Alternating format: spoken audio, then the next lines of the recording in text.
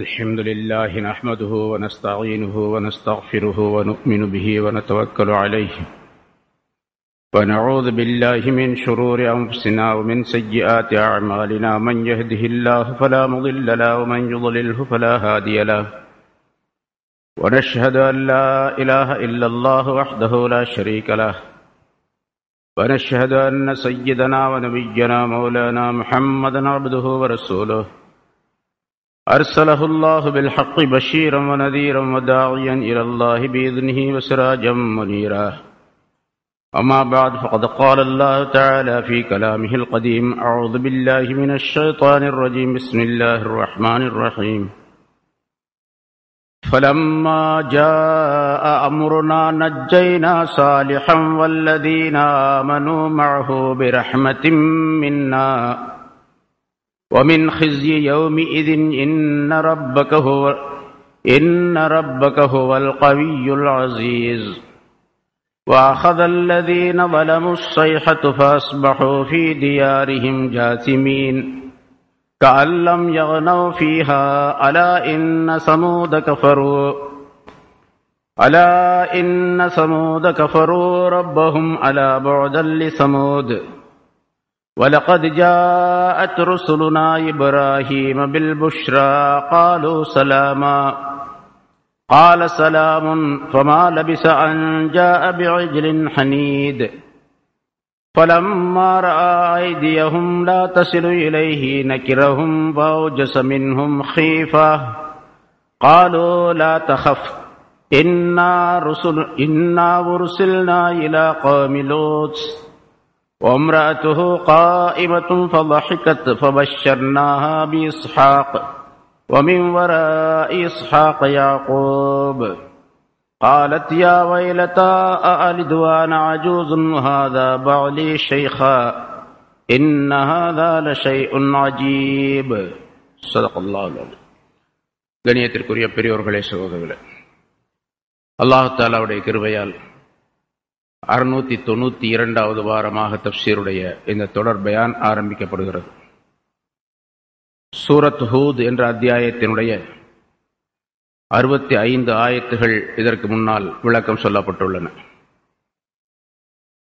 சென்ற வாரம் சொல்லப்பட்ட ஆயத்துகளில் சில நபிமார்களுடைய செய்திகளை, சரித்திரங்களை அல்லாஹ் தஆலா குறிப்பிட்டு அந்த நபிமார்களை அந்த கௌமுகள் ஏற்றுக்கொள்ளாததின் காரணமாக அவர்களை அழித்த வரலாறுகளை சொல்லி காட்டினான். அதிலே நபி சாலிஹ் அலைஹிஸ்ஸலாம் அவர்களை பற்றி சொல்லும் பொழுது அல்லாஹ் தஆலாவிடத்திலிருந்து அவர்கள் நபி என்பதை, ரசூல் என்பதை மக்கள் ஏற்றுக்கொள்ள வேண்டும் என்பதற்காக வேண்டி ஒரு அதிசயத்தை, முஅஜிஸாவை அல்லாஹ் தஆலா காட்டினான். ஒரு பெரும் பாறைக்குள்ளிருந்து ஒரு ஒட்டகம் வெளியே வந்தது. அது மிக பிரம்மாண்டமான ஒட்டகமாக இருந்தது. அது நிறை கர்ப்பிணியாக இருந்தது. வந்தவுடனே குட்டி ஒன்றை ஈன்றது என்றெல்லாம் விவரங்கள் சொல்லப்பட்டன. அந்த ஒட்டகம் அல்லாஹுடைய அத்தாட்சியாக இருக்கின்ற காரணத்தினால் இந்த பூமியிலே அது மேய்ந்து திரிவதற்கு நீங்கள் எந்த விதமான இடையூறையும் செய்யக்கூடாது என்று சாலிஹ் அலைஹிஸ்ஸலாம் அவர்கள் அந்த மக்களிடத்தில் கேட்டுக்கொண்டார்கள். இதற்கு ஏதாவது இடையூறு செய்ய நீங்கள் ஆரம்பித்தால் உடனே உங்களை அல்லாஹுடைய தண்டனை வந்து சேர்ந்துவிடும் என்பதாகவும் எச்சரித்தார்கள். ஆனாலும் அந்த மக்கள் கடைசியாக அந்த ஒட்டகத்தை அறுத்து விட்டார்கள். குறிப்பிட்டபடி அல்லாஹ் தஆலா தண்டனையை அனுப்பவிருந்தான். 3 நாள்கள் அவர்களுக்கு தாமதம் கொடுக்கப்பட்டது, தவணை கொடுக்கப்பட்டது. அப்பொழுது அந்த தண்டனை வந்த பொழுது என்ன நிகழ்ந்தது என்பதை அடுத்த ஆயத்துகளிலே அல்லாஹ் தஆலா குறிப்பிடுகின்றான். ஃபலம்மா ஜாஅ அம்ருனா நஜ்ஜைனா சாலிஹன் வல்லதீன ஆமனு மஅஹு. நம்முடைய தண்டனை அவர்களிடத்தில் வந்த பொழுது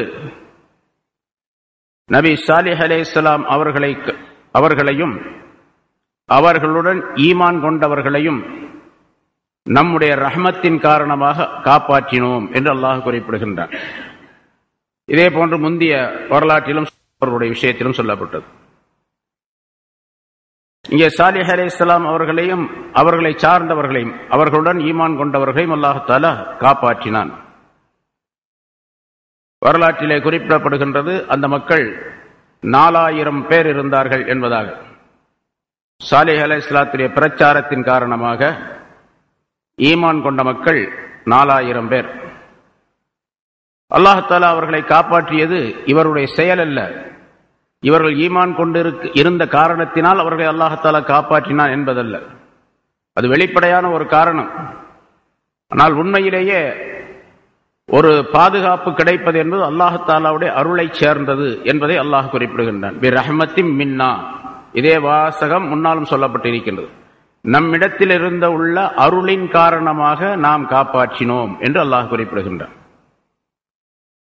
ஒரு தண்டனை வருகின்றது அல்லது ஒரு பேர் ஆபத்து ஒன்று வருகின்றது, புயல் அடிக்கின்றது, வெள்ளம் வருகின்றது, சுனாமி வருகின்றது, இது போன்ற ஆபத்துகளிலே சிக்கிக்கொண்ட ஒருவர் காப்பாற்றப்பட்டு விட்டார், அவர் உயிர் பிழைத்து விட்டார் என்று சொன்னால், நான் இன்னென்ன மாதிரி செய்தேன், இன்னென்ன மாதிரி நடந்து கொண்டேன், அதனால் நான் காப்பாற்றப்பட்டு விட்டேன் என்பதாக அவர் எண்ணவும் கூடாது, சொல்லவும் கூடாது.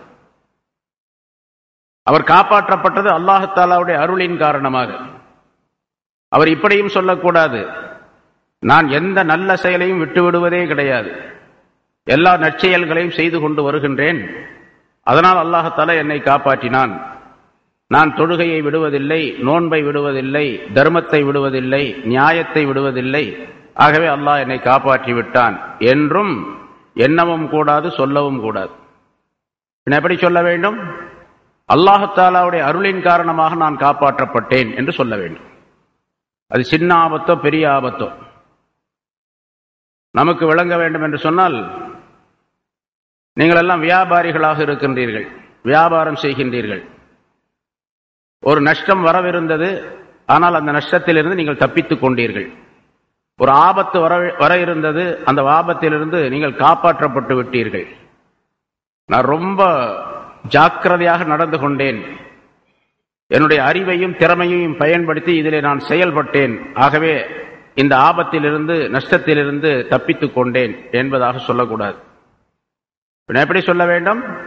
அல்லாஹுடைய ரஹ்மத், அவனுடைய அருள், அவனுடைய ஃபஸ்ல் என் மீது இருந்த காரணத்தினால் நான் தப்பித்துக் கொண்டேன் என்பதாக சொல்ல வேண்டும் என்பதையும் இந்த வாசகத்தின் மூலமாக அல்லாஹ் தஆலா சொல்லுகின்றான். ஏன்னா நபிமார்களை விட சிறந்த செயல் உள்ளவர்கள், சிறந்த ஈமான் படைத்தவர்கள், சிறந்த நம்பிக்கை உடையவர்கள், அல்லாஹுடைய அதிகமான தொடர்புள்ளவர்கள் நபிமார்களை விட யாரும் இருக்க முடியாது. அந்த நபிகளுக்கே அல்லாஹ் தஆலா சொல்லுகின்றான், பி ரஹ்மத்தின் மின்னா, நம்மிடத்திலிருந்த அருளின் காரணமாக நாம் அவர்களை காப்பாற்றினோம். சாலிஹ் அலைஹிஸ்ஸலாமையும் அவர்களுடன் இருந்த ஈமான் கொண்டவர்களையும் காப்பாற்றினோம். வமின் ஹிஸி யௌமி இதின், அந்த நாளுடைய கேவலத்தை விட்டும் நாம் காப்பாற்றினோம் அவர்களை. ஒரு கேவலமான நாள், கேவலமான முறையிலே அவர்கள் அழிக்கப்பட்டார்கள், அந்த கேவலத்தை விட்டும் நாம் காப்பாற்றினோம். ஏன்னா அல்லாஹ் தஆலாவுடைய தண்டனை வருவது என்பது, ஒரு மனிதனுக்கு ஏற்படுவது என்பது மிகப்பெரிய கேவலம். அது அந்த கேவலத்தை விட்டும், அன்றைய நாளுடைய கேவலத்தை விட்டும் சாலிஹ் அலைஹிஸ்ஸலாம் அவர்களையும் அவர்களுடன் ஈமான் கொண்டவர்களையும் நாம் காப்பாற்றினோம். இன்ன ரப்பக ஹுவல் கவியுல் அஸீஸ், நிச்சயமாக உம்முடைய ரப், உம்முடைய இரட்சகன் மிக சக்தி வாய்ந்தவன், யாவற்றையும் மிகைத்தவன். அவனுடைய சக்திக்கு முன்னால் எந்த சக்தியும் செல்லுபடியாகாது, எந்த உபாயமும் செல்லுபடியாகாது. அவன் யாவற்றையும் மிகைத்தவன், அவனை மிகைத்து செயல்படக்கூடிய எந்த சக்தியும், எந்த பொருளும், எந்த மனிதரும் கிடையாது என்பதையும் அல்லாஹ் குறிப்பிடுகின்றார். சரி, அவர்களுக்கு எப்படி தண்டனை, பலம்மா ஜா அம்ருனா என்று பொதுவாக அல்லாஹ் தஆலா மேலே சொன்னான். நம்முடைய தண்டனை வந்த பொழுது என்று சொன்னான். தண்டனை எப்படி வந்தது என்பதை அடுத்த ஆயத்தில் அல்லாஹ் தஆலா தெரிவிக்கின்றான். ஃபஅഖதல்லதீன ஸலமுஸ் ஸைஹத்து, அநியாயக்காரர்களான அந்த மனிதர்களை, அவர்களை ஒரு பெரும் சப்தம் பிடித்துக் கொண்டது. பெரிய சப்தம். எப்படி சத்தம்? ஹஜ்ரத் ஜிப்ரீல் அலைஹிஸ்ஸலாம் அவர்கள் மூலமாக அந்த சத்தத்தை அல்லாஹ் தஆலா உண்டாக்க செய்தார். ஜிப்ரீல் அலைஹிஸ்ஸலாம் அவர்கள் ஒரு சப்தமிட்டார்கள், ஒரே சப்தம் தான், எல்லோரும் அழிந்து விட்டார்கள், லட்சக்கணக்கான மக்கள். சாதாரணமாக ஒரு பேரிடி, திடீர் என்று ஒரு பெரிய இடியுடைய சப்தம் கேட்கும் பொழுதே மனிதர்களே பல பேர் இறந்து விடக்கூடிய சூழ்நிலை ஏற்படுகின்றது. அது இடி தாக்கி இறந்து விட்டார், மின்னல் தாக்கி இறந்து விட்டார் என்றெல்லாம் நாம் சொல்லுவோம். ஆனால் அந்த சப்தத்தின் காரணமாக அவருடைய இதயம் கட்டுப்பாடற்று போய் அது தாங்க முடியாமல் அவருக்கு உயிர் பிரிந்து விடுகின்றது என்பதை காணுகின்றோம். பொதுவாக மனிதனுடைய இதயம் ஒரு குறிப்பிட்ட அளவு சப்தத்தை தான் ஏற்றுக்கொள்ள முடியும். மிகப்பெரிய பேரிடி பேரும் சப்தம் ஏற்படும் பொழுது இதயம் வெடித்து சிதறிவிடும். இதே நிலையை அல்லாஹ் தஆலா ஜிப்ரீல் அலைஹிஸ்ஸலாத்துடைய சத்தத்தின் மூலமாக அவர்களுக்கு ஆக்கினான். அஹதல்லதீன ஸலமு, அநியாயம் செய்த அவர்களை அல்லாஹ் தஆலா பிடித்தான். அஹதல்லதீன ஸலமு ஸைஹத்து, ஒரு பெரிய பேரிடி பெரிய சப்தம் அவர்களை பிடித்துக் கொண்டது. ஃபஅஸ்பஹு ஃபீ தியாரிஹிம் ஜாசிமின், அதிகாலை நேரத்திலே அவர்கள் தங்களுடைய வீடுகளிலே சடலங்களாக குப்புற விழுந்து கிடந்தார்கள். சடலங்களாக குப்புற வீழ்ந்து கிடந்தார்கள் என்று அல்லாஹ் குறிப்பிடுகின்றார். அழிவும் ஏற்பட்டது. அந்த அழிவு எப்படி? குப்புற எல்லாம் குப்புற விழுந்து கிடக்கிறாங்க. அது மிகப்பெரிய கேவலமான ஒரு நிலை.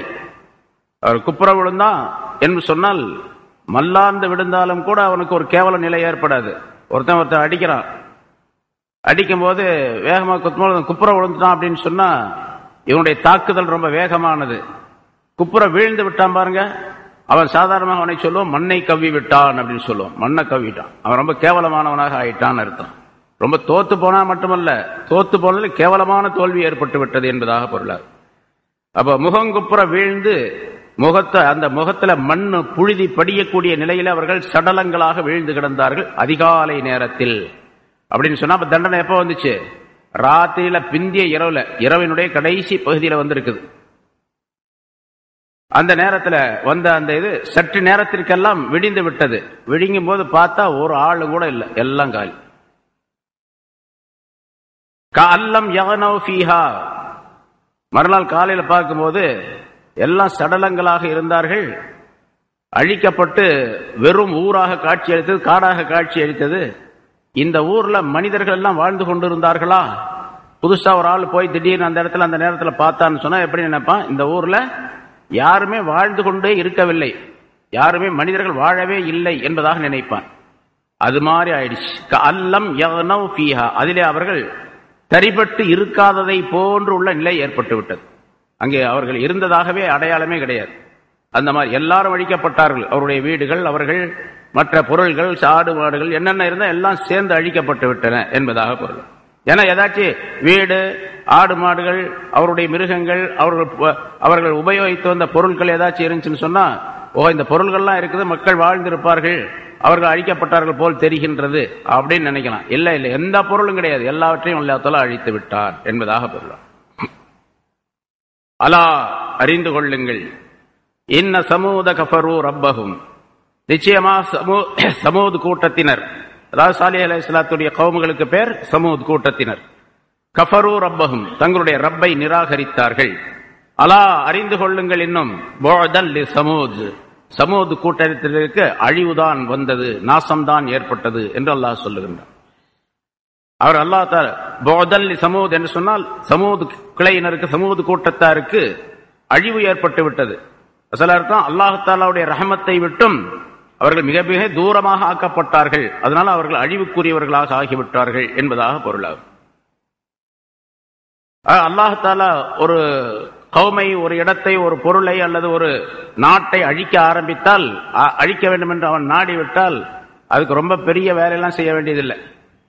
உலகத்தில் பார்க்கிறோம், மனிதர்கள் ஒரு ஊரை அழிக்க வேண்டும் என்று சொன்னால் பெரும் பெரும் பீரங்கிகள் மாத கணக்கில் அதற்காக வேண்டி திட்டமிட்டு, ஆண்டு கணக்கில் திட்டமிட்டு, கடைசியாக அந்த ஊரை அழிப்பதற்காக வேண்டி பெரும் பீரங்கிகள், படைகள், என்னென்ன பொருள்கள், இப்ப நவீன சாதனங்கள் இவையெல்லாம் கொண்டு வந்து வச்சு பல நாள்களுக்கு அந்த ஊரை தாக்கி, அந்த மனிதர்களை தாக்கி அழித்தாலும் கூட முழுமையாக அழிக்க முடியாது. ஒரு சிலரை அழித்து விடுவார்கள், மற்றவர்கள் எல்லாம் அப்படியே இருப்பார்கள். அதுக்கு நான் உதாரணம் பார்க்கிறோம். ஈராக்கில் நடந்த விஷயம், ஆப்கானிஸ்தானில் நடந்த விஷயங்கள், பலஸ்தீனில் நடந்து கொண்டிருக்கக்கூடிய விஷயங்கள், இவற்றை எல்லாம் பார்க்கின்றோம். அவங்க முழுமையாக அழிக்கப்பட முடியாது, இந்த சாதனங்கள் மூலம் அழித்து விட முடியாது. அல்லாஹ் தஆலா நாடினால் எந்த சாதனங்களும் தேவையில்லை. பாருங்க, ஜிப்ரீல் அலைஹிஸ்ஸலாத்துடைய ஒரே ஒரு சப்தம் இங்க உலகத்தில் இருக்கக்கூடிய பல்லாயிரக்கணக்கான ஆயுதங்களை விட, பொருள்களை விட, அணுகுண்டுகளை விட அல்லது வேறு எந்த சாதனங்களுக்கு அழிவுக்குரியதாக அவை அனைத்தையும் விட ஜிப்ரீல் அலைஹிஸ்ஸலாத்துடைய ஒரு சப்தம் அத்தனையும் அழித்து விட்டது. அல்லாஹ் தஆலா மிகப்பெரிய வல்லமை பெற்றவன். அதனால அல்லாஹ் தஆலா அல் கவி, அவன் மிகப்பெரிய பலம் உள்ளவன் என்பதை சொல்லி காட்டுகின்றான். சரி, இது நபி சாலிஹ் அலைஹிஸ்ஸலாத்துடைய சம்பவம். இதிலிருந்து மக்கள் படிப்பினை பெற வேண்டும் என்பதற்காக அல்லாஹ் தஆலா இதை குறிப்பிடுகின்றான். அடுத்து நபி இப்ராஹிம் அலைஹிஸ்ஸலாம், நபி லூத் அலைஹிஸ்ஸலாம் இருவரை பற்றியும் அல்லாஹ் தஆலா குறிப்பிடுகின்றான்.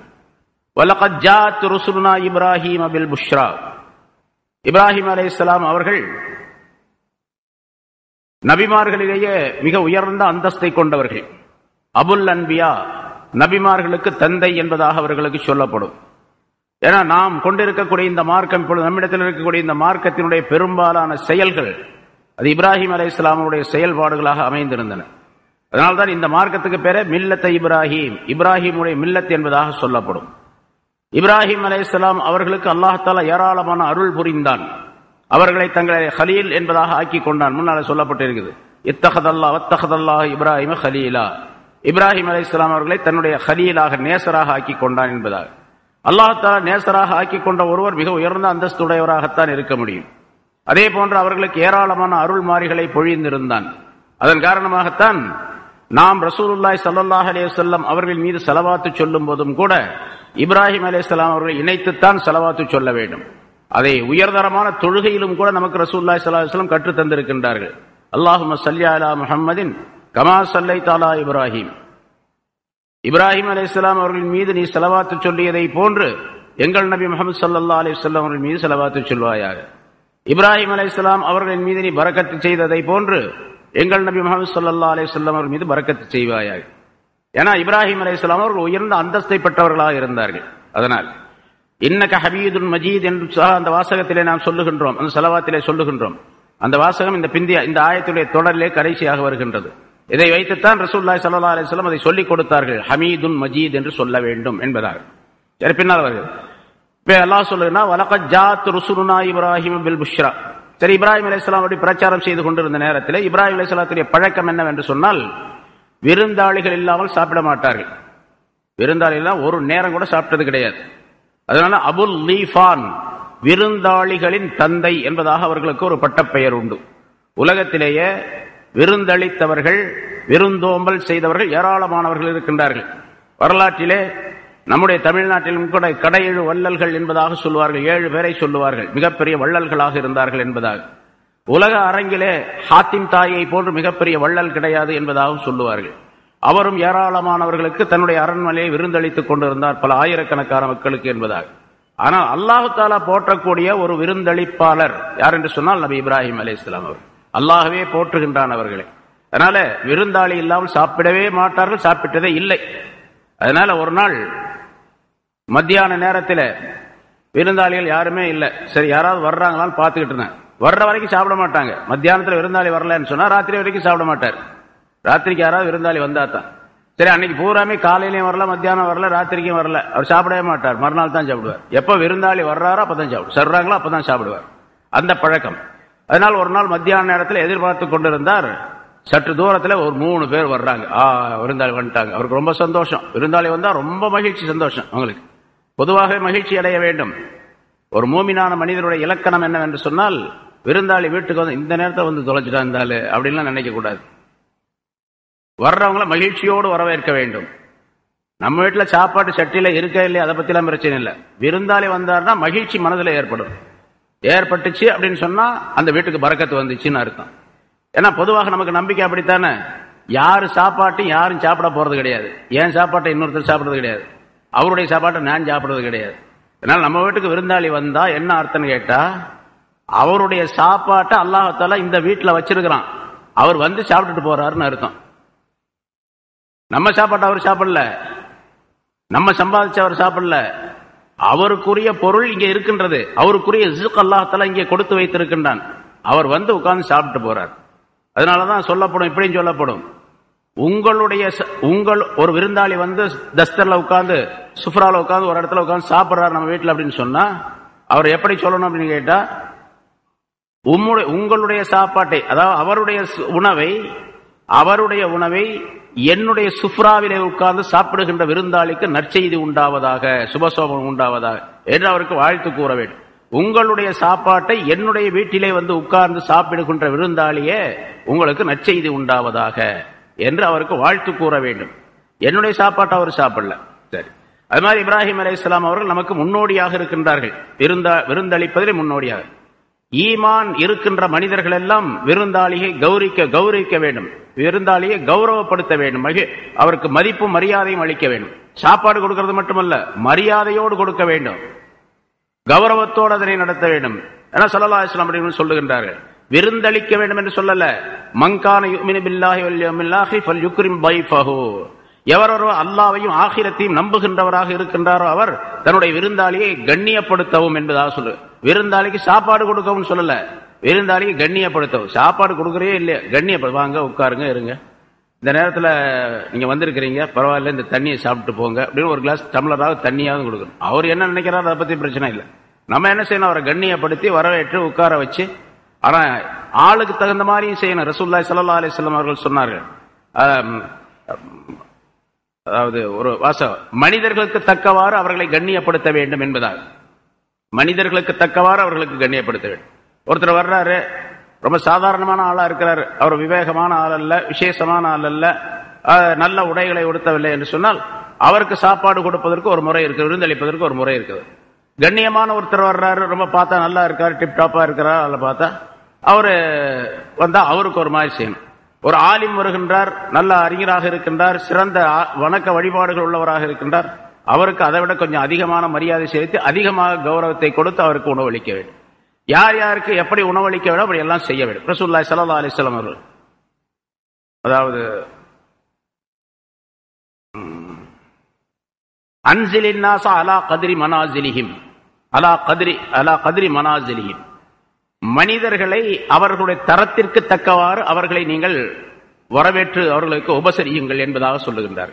உபசாரம் செய்வதிலும் கூட அவருடைய தராதரத்திற்கு தக்கவாறு செய்ய வேண்டும். இதெல்லாம் இப்ராஹிம் அலைஹிஸ்ஸலாம் அவர்கள் கற்றுக் கொடுத்திருக்கின்றார்கள் என்பதை இங்கே சொல்லுகின்றார் அல்லாஹ் தஆலா. வலகத் ஜாஅத் ருசுலுனா இப்ராஹிம், இப்படி எதிர்பார்த்துட்டு இருந்தாங்க. 3 பேர் வர்றாங்க, அங்கிருந்து மனிதர்கள் 3 பேர் வந்தோடனே உங்களுக்கு ரொம்ப மகிழ்ச்சி.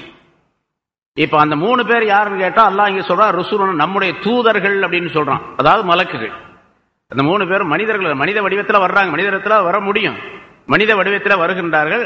அவங்க வந்தா எதை கொண்டு வந்தார்கள் அப்படின்னா பில் புஷ்ரா, நற்செய்தியை கொண்டு வந்தார்கள்.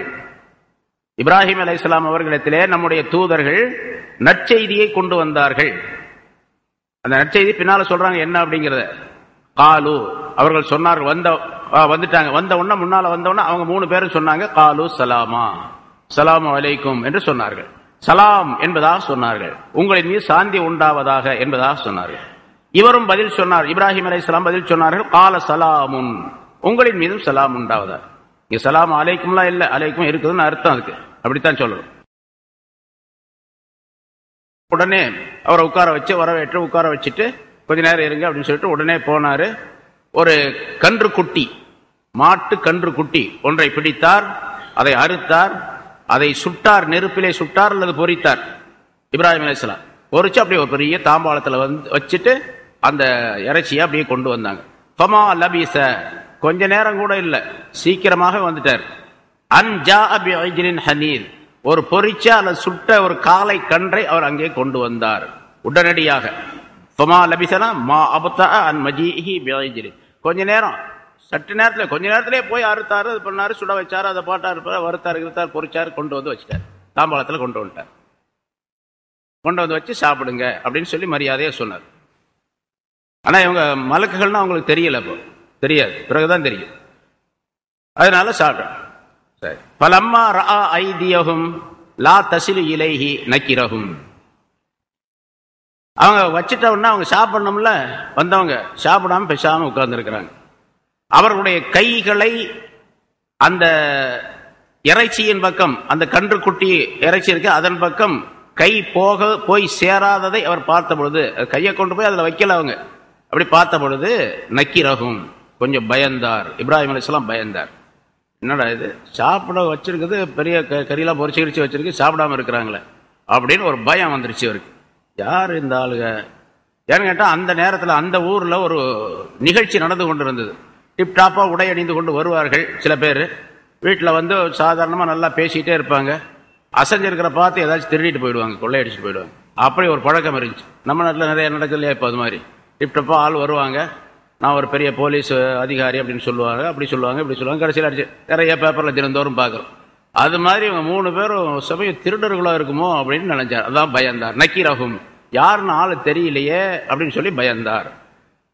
பயந்தார் அப்படிங்கிறது ஹாஃபா அப்படின்னு சொல்லி போடணும். இங்கே நக்கீரா என்று போட்டதுன்னா ஆளை தெரியாம பயந்தார். அவங்க ஆளையும் தெரியல, பயமாவும் இருக்குது அவருக்கு அப்படின்னு அர்த்தம். பலம்மார் ஐதியகம் லாத்த சிலையிலையும் சாப்பிடாததை பார்த்த பொழுது நக்கீரகம் பயந்தார். சரி, பயந்தார்னு சொன்னா பயந்து நடிகை நீ யார் அப்படி இப்படின்னு மிரட்டல.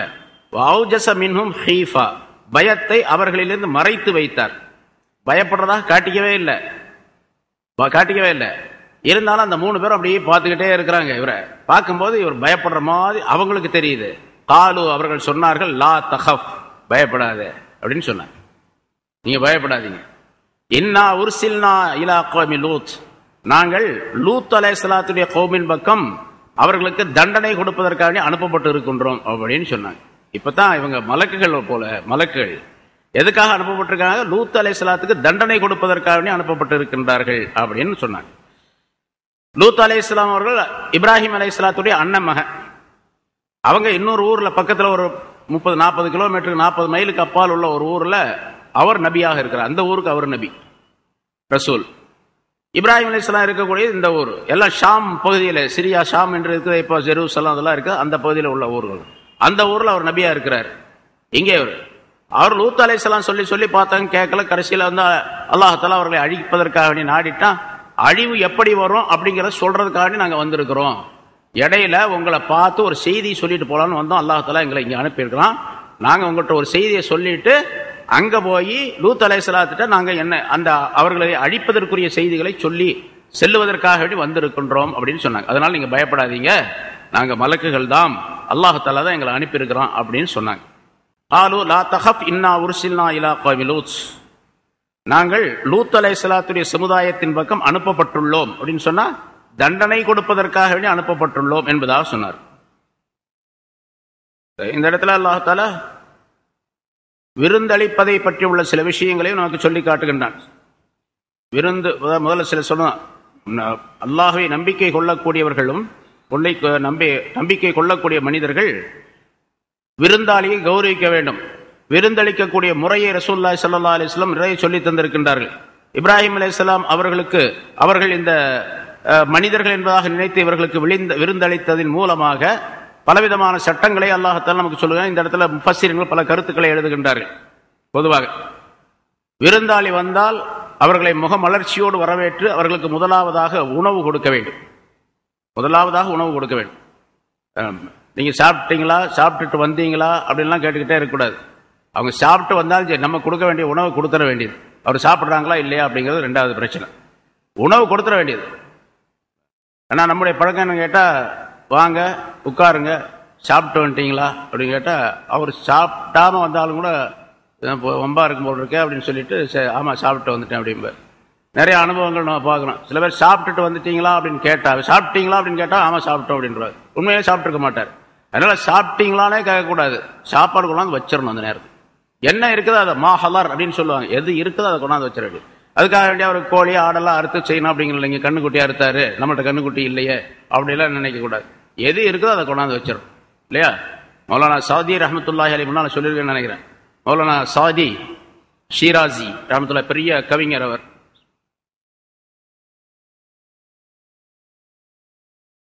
பாரசீக கவிஞர். அவர் பக்கத்தில் உள்ள ஒரு நாட்டுக்கு போயிருந்தார். ஈரான்ல இருந்தவர் பக்கத்தில் ஒரு நாட்டுக்கு போயிருந்தார். அவர் பெரிய புகழ் வாய்ந்தவர், பெரிய கவிஞர். அதனால அந்த நாட்டுடைய அரசர் அவரை வரவேற்று அவருக்கு ஒரு விருந்து கொடுத்தார். அரச சபையுடைய விருந்துனா எப்படி இருக்கும்? பலவிதமான உணவுகள்லாம் வச்சாங்க, எல்லாம் சாப்பிட்டாரு.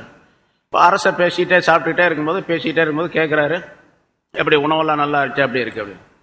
அவர் ஷாதி சிராஜ் சொன்னார். அவர் கொஞ்சம் குறும்புக்காரர், கொஞ்சம் துடுக்குத்தனமா பேசுவார் ஷாதி சிராஜ் ரஹ்மத்துல்லாஹி அலைஹி. அதனால சொன்னாரு, இது என்ன பிரமாதமான விருந்து அப்படின்னு. அரசர் விருந்து கொடுக்குறாரு, இவர் போய் என்ன பிரமாதமான விருந்துன்னு சொன்னா, அவருக்கு என்ன அப்படி சொல்லிட்டீங்க, எங்க ஊருக்கு ஷீராஸுக்கு வந்து பாருங்க எப்படி இருக்குன்னு அப்படின்னு. அப்படியா, இதை விட அருமையா இருக்குமா அப்படின்னு கேட்டார். நீங்க வந்து பாருங்களேன், நம்ம வீட்டு விருந்தே தனி மகத்துவம் உள்ளது தாங்க. அரண்மனை விருந்தெல்லாம் அவ்வளோ பெருசல்ல அப்படின்னு சொன்னார். அவருக்கு கோபம் ஒரு பக்கம், ஆச்சரியம் ஒரு பக்கம், கேவலம், என்னடா நம்மளை கேவலப்படுத்தி போட்டானே இந்த ஆள் அப்படிங்கிற மாதிரி ஒரு இது. சரி, நான் ஒரு நாளைக்கு உங்கள் ஊருக்கு வர்றேன் அப்படின்ட்டார். வர்றேன் அப்படின்னு சொல்லி சரி, அவர் போயிட்டா, ஊருக்கு போயிட்டாரு. இவர் அரசர் வர்றதை எதிர்பார்த்துக்கிறாரு. அரசர் வந்தார். அவர் ஒரு சின்ன குடிசை அது. இவர் மாளிகையில் உட்காந்து சாப்பிட்டுட்டு அது நல்லா இல்லைன்ட்டு வந்துட்டார். சரியா இல்லை அப்படின்ட்டு. சரியா இல்லைன்னு சொல்லல, நம்ம விருந்து இதை விட நல்லா இருக்கு அப்படின்ட்டு வந்துட்டார். அரசர் போனார், பரிவாரங்களோட போறாரு. வரவேற்று அவர் குடிசையில் உட்கார வச்சு சாப்பாடு கொடுக்கறதுக்காக வேண்டி எல்லா ஏற்பாடும். ஏன்னா சாப்பாட்டை பார்க்கறதுக்கு தானே போறாரு. இப்போ அங்கே போனால் ரொட்டி, ஜெய்த்தூன் எண்ணெய், ஜெய்த்தூன் காய், கீரை, இது மாதிரி கொஞ்சம் வச்சுருந்தார். அப்படி கொஞ்சம் காஞ்ச ரொட்டி, அது இது இப்படி எல்லாம் எண்ணெய் அதெல்லாம் வச்சுருந்தார். என்ன சாதி இந்த மாதிரி என்ன இது பிரமாதமான விருந்துன்னு சொன்னீங்க, இதை கொண்டாந்து வைக்கிறீங்களா அப்படின்னு. நம்ம விருந்தை கூட நல்லா இருக்குன்னு இதை நினைக்கிறீங்களா நீங்கள் அப்படின்னு. ஆமா, உண்மையிலேயே. அதாவது உங்கள் அரண்மனையில் நீங்கள் எனக்கு கொடுத்த விருந்து இருக்குது, அது ஒரு 2-3 நாளைக்கு தான் சாப்பிட முடியும். 2-3 நாளைக்கு தான் நீங்கள் கொடுப்பீங்க. இந்த உபசாரம், அந்த விருந்து, அந்த அமைப்பு, அந்த பல வகையான பொருள்கள், அறுசுவை விருந்துகள்லாம் ஒரு குறிப்பிட்ட நாள் வரைக்கும் தான் கிடைக்கும். காலமெல்லாம் கொடுக்க முடியாது. நீங்கள் நம்ம குடிசையில் எவ்வளோ நாள் இருந்தாலும் இதே மாதிரி உணவு கொடுத்துக்கிட்டே இருப்போம் வருஷம் பூரா அப்படின்னாராம். எப்போவுமே கொடுக்கலாம், இது மாற்றவே முடியாது. எப்போ வேணாலும் நீங்கள் எப்போ வேணாலும் இருங்க, எவ்வளோ நாள் வேணாலும் இருங்க, இதே மாதிரி தந்துக்கிட்டே இருக்கு அப்படின்னு. அதுக்குதான் மாஹல்லாருங்கிறது. இருக்கக்கூடியதை கொண்டாந்து வச்சா அதை சாப்பிட்டு போகும். விருந்தாளியாக வந்திருக்கக்கூடியவரும் என்னடா காஞ்ச ரொட்டி கொண்டாந்து வைக்கிறானே, உப்பு மாவு கொண்டாந்து வைக்கிறாரு இருந்தாலே அப்படின்லாம் நினைக்கக்கூடாது. எது இருக்குதோ அது அவர் கொடுத்தாரோ அதை சாப்பிட்டுடும். அல்ஹம்துலில்லாஹ்னு சொல்லிட்டு சுக்ர் செஞ்சுட்டு அவருக்கு ஆதாபுல் லியாஃபா, விருந்தளிக்கும் ஒழுக்கங்கள் அப்படின்னு இமாம் கஸாலி ரஹ்மத்துல்லாஹி தங்களுடைய யஹ்யாவில் ஒரு பெரிய நீண்ட விஷயங்களை எழுதி காட்டுகின்றார். ஒன்று, முதல்ல இந்த விருந்தாளிக்கு ஒரு அழைப்பு கொடுக்கணும், அழைப்பு கொடுக்கக்கூடிய முறை. ரெண்டாவது, யார் விருந்துக்கு கூப்பிடப்படுகின்றாரோ அவர் இவருக்கு பதில் சொல்லுவது. ஏன்னா இதா தாக்கும், அதாவது அல்லாஹ் தஆலா குர்ஆன்ல ரசூலுல்லாஹி ஸல்லல்லாஹு அலைஹி வஸல்லம் அவர்கள் சொல்லி காட்டுகின்றார்கள், விருந்துக்கு கூப்பிட்டால் அந்த மூமின ஹக்குல் முஸ்லிமி அலல் முஸ்லிமி சித்துன், ஒரு முஸ்லிம் இன்னொரு முஸ்லிமுக்கு செய்ய வேண்டிய கடமைகள் 6 என்ற தலைப்பின் கீழே ரசூலுல்லாஹி ஸல்லல்லாஹு அலைஹி வஸல்லம் சொல்லக்கூடிய விஷயம் ஒன்று, விருந்துக்கு கூப்பிட்டா உடனடியாக அதை ஒப்புக்கொள்ள வேண்டும் என்பதாக சொல்லுகின்றார். இவர் கூப்பிடுறாரு, அவர் ஒப்புக்கணும். உங்க வீட்டுக்குள்ள நான் வர முடியாதுங்க அப்படின்லாம் சொல்லக்கூடாது. அவர் எந்த வீட்டுக்காரர் கூப்பிட்டாலும் சரி, ரசூலுல்லாஹி ஸல்லல்லாஹு அலைஹி வஸல்லம் அவர்களை மதீனாவினுடைய கடைசியில் இருக்கக்கூடிய ஒரு அடிமை பெண் வந்து கூப்பிட்டாலும் கூட போவார்கள் என்பதாக சொல்லப்பட்டு. விருந்து கூப்பிடும் போது யாருன்னெல்லாம் பார்க்க மாட்டாங்க. இவர் காசு உள்ளவரா காசு இல்லாதவரா, சாப்பாடு நல்லா இருக்குமா நல்லா இல்லையா, அதெல்லாம் கிடையாது.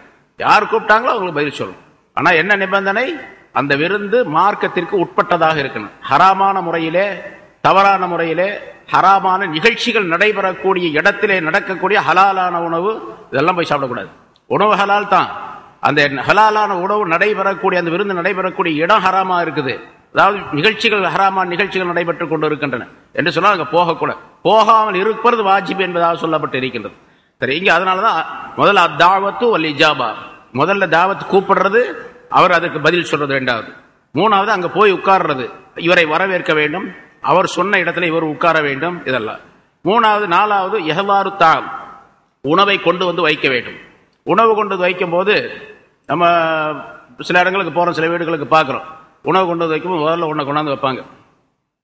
என்னடா இதைத்தான் கொண்டாந்து வைக்கிற, இதுதான் போல இருக்குது அப்படின்னு சொல்லிட்டு இவர் சாப்பிட ஆரம்பிச்சிருவார். சாப்பிடுங்க அப்படின்னு சொல்லிட்டு அவர் உட்கார்ந்து இருப்பாரு. பசங்க வீட்டில் இருக்கிறவங்க கொண்டாந்து வைப்பாங்க. அப்படி முதல்ல இருந்து சரி இதுதான் போல் இருக்கு அப்படின்னு சொல்லிட்டு இட்லி கொண்டாந்து வச்சாங்க. 2 இட்லி போட்டாரு தட்டையில், சாம்பார் ஊற்றினார், சட்னி ஊற்றினார், சாப்பிட்டார். அடுத்த இதெல்லாம் வரவே இல்லை. அதுக்குள்ள ஒரு 3 இட்லி 4 இட்லி சாப்பிட்டு வயிறு நிறைஞ்சிக்கிச்சு. அடுத்தாப்புல பரோட்டா வருது. ஆஹா, முதல்ல வந்து தான் கொஞ்சம் சாப்பிட்டுருக்கலாம் அப்படின்னு. பரோட்டா வந்தோடனே சரி ஒன்று சாப்பிடுவோமே அப்படின்னு சொல்லிட்டு அவர் எடுத்து வச்சோடனே அதுக்கு அடுத்தாப்புல முட்டை பரோட்டா வருது. அதுக்கு அடுத்தாப்புல இந்த என்னென்னமோ வருது, நிறைய அதெல்லாம் வருது. இல்லை, இப்படி வைக்கவே கூடாது. சாப்பாடு எப்படி வைக்கணும்னு கேட்டால் என்னென்ன ஐட்டங்கள் இருக்கோ அது பூராத்தி ஒன்றா வச்சிடணும். எது தேவையோ அதை சாப்பிடுவார். அவர் எவ்வளவு தேவையோ அவ்வளவு சாப்பிட்டுக்குவார். இங்கே ஒன்றா கொண்டு வந்து வைக்கும் பொழுது இவர் ஒன்றா சாப்பிட்டா இருந்தால் வயிறு கொஞ்சம் ஒரு மாதிரி ஆகிடும். அப்புறம் அதுக்கு அடித்தாலும் உடனே எந்திரிச்சு போகணும் அப்படின்னு நினைப்பார். எங்கே போகணும், எங்கேயாவது போகணும், அதை வெளியாக்கிறதுக்கு போகணும் அப்படின்னு நினைப்பார். அதனால இதெல்லாம் செய்யக்கூடாது அப்படிங்கிறதும் இமாம் கஸாலி ரஹ்மத்துல்லாஹி அவர்கள் சொல்லி தருகின்றார்கள். ஏன்னா ரசூலுல்லாஹி ஸல்லல்லாஹு அலைஹி வஸல்லம் ஹதீஸிலும் தெளிவுபடுத்தப்பட்ட விஷயங்கள். அதனால இஹ்லாரு தாம், எல்லா உணவையும் கொண்டு வந்து வச்சிடணும். முதல்ல எதை சாப்பிட்றோம் அதை சாப்பிட்டுக்கிட்டோம் அப்படின்னு. அடுத்ததாக சாப்பிடக்கூடிய ஒழுக்கங்கள் இருக்குன்னா அந்த ஒழுக்கங்களை எல்லாம் பேண வேண்டும். அதுக்கு அடுத்ததாக சாப்பிட்டு திரும்புகின்ற நேரத்தில் விருந்தாளியாக வந்தார், அவர் தானா வந்தாலும் சரி, இவர் போய் கூப்பிட்டு வந்தாலும் சரி, விருந்தாளியா வந்துட்டார் அப்படின்னு சொன்னா விருந்தாளியை, அதாவது இவர் துவா செய்யணும், சாப்பிட்டவர் துவா செய்யணும். அதே மாதிரி சாப்பாடு கொடுத்தவர் சாப்பிட்டவருக்காண்டி துவா செய்யணும். ஏன்னு கேட்டா இவர் ஒரு விருந்தாளியாக வந்து அவர்கிட்ட என்ன பரக்கத்துகள் இருக்குது அப்படின்னு நமக்கு தெரியாது. அந்த பரக்கத்துகளை கொண்டு வந்து கொஞ்சம் விட்டுட்டு போறாரு. அவர் சாப்பிட்டு போறாரு மட்டும், நம்ம சாப்பாட்டை சாப்பிட்டுட்டு போறாரு என்பது மட்டுமல்ல, அவர் கொண்டு வந்த பரக்கத்தை நமக்கு கொடுத்து விட்டுட்டு போறாரு அப்படின்னாரு. அதனால அவருக்காக நீ துவா செய்ய வேண்டும். வாசல் வரைக்கும் சென்று அவரை வழி அனுப்பி வைக்க வேண்டும். உள்ளே வீட்டுக்குள்ளே உட்காந்துட்டு நான் போயிட்டு வரேன் ஹஜ்ரத் ஸலாம் அலைக்கும் சொன்னோன்னா உடனே பட்டார்னு கதவை சாத்தினார் அப்படின்னா இவ்வளோ நேரம் இவ்வளோ எரிச்சலா இருந்திருக்காரு அப்படிங்கிறது அந்த கதவை சாத்துறதே தெரிஞ்சு போயிடும். அதனால அந்த மாதிரிலாம் இருக்கக்கூடாது. இதெல்லாம் சொல்றாங்க. சரி, இதெல்லாம் யஹ்யாவில் சொல்லி தர்றாரு. அதனால இந்த ஆயத்தின் மூலமாக ஃபமா லபிஸ அன் ஜாஅ பிஇஜ்லின் ஹனீத் என்ற இந்த ஆயத்திற்கு விளக்கம் எழுதக்கூடிய உலமாக்கள் முஃபஸ்ஸிரீன்கள் இந்த கருத்துக்களை எல்லாம் சொல்லுகின்றார்கள்.